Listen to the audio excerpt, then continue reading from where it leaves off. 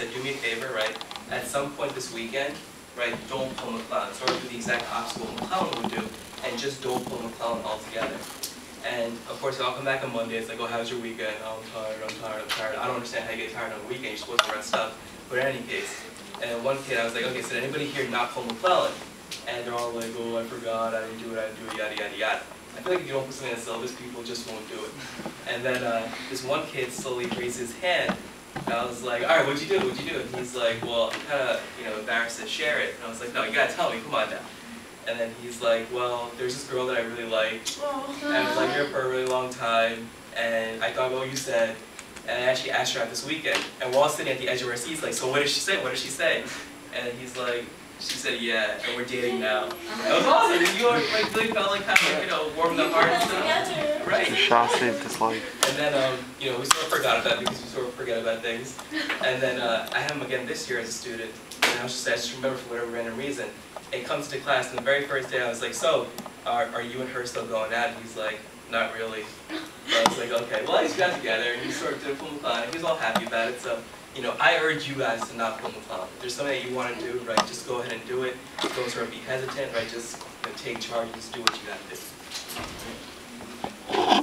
So, the last thing that we're going to talk about today is this thing called the Peninsular Campaign, all right? And this is the spring of 1862. And what it was a water approach to capture Richmond under McClellan, and he had 100,000 troops, right? 100,000 troops, which is just absurd. It's a huge amount of troops, right, to actually have at this time in world history. And it fails, right, due to brilliance of Robert E. Lee, but also because of failures of McClellan himself.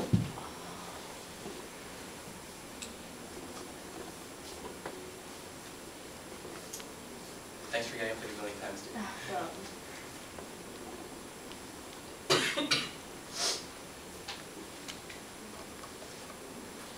Just on a side note, too, I know I told you guys a story about the glasses, right? The Armani glasses. If you say something that's really noteworthy or very sort of like astute in class, you actually have glasses. And it's not saying that nobody's saying anything smart in class yet, because you guys say smart things, every single day.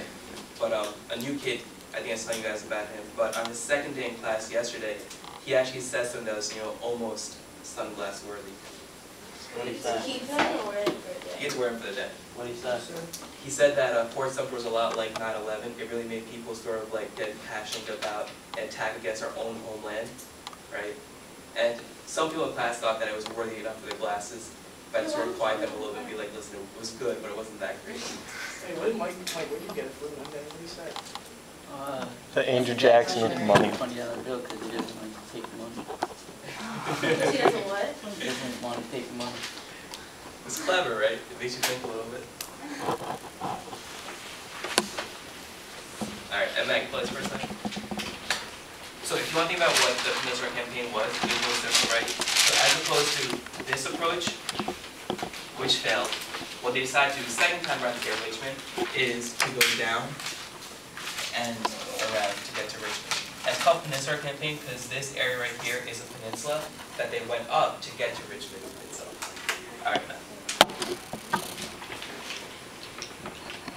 And I don't know why I just drew on the board, but I think you should show you this map. But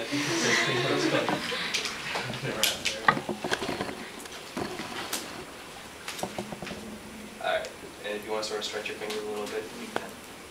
You're not recording all this, right? Went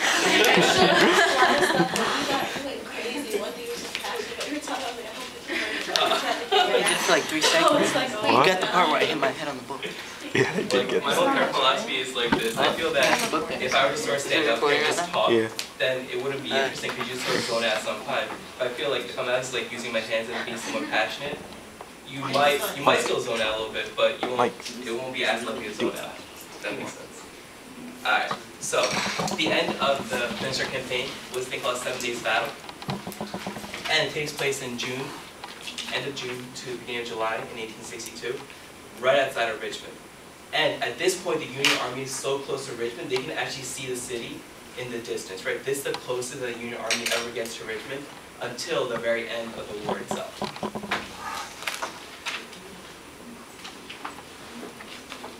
Now, what ends up happening in the 7 days is the Confederacy counterattacks the Union And they use Robert E. Lee's intelligence to sort of strategies, as well as McClellan's hesitance to actually get what they want.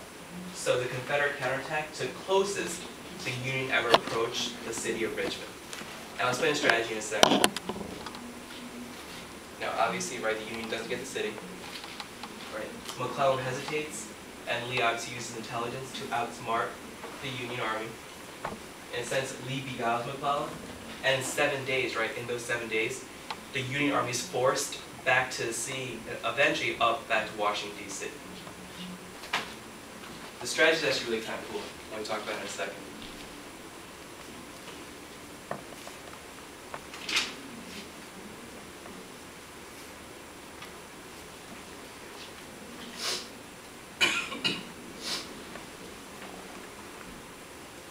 Yeah.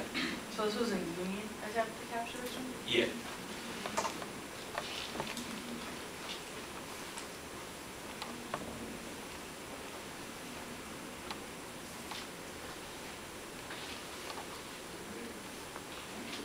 And I'll just give you guys the details and I'll explain the actual battle, right, the 7 days in a second.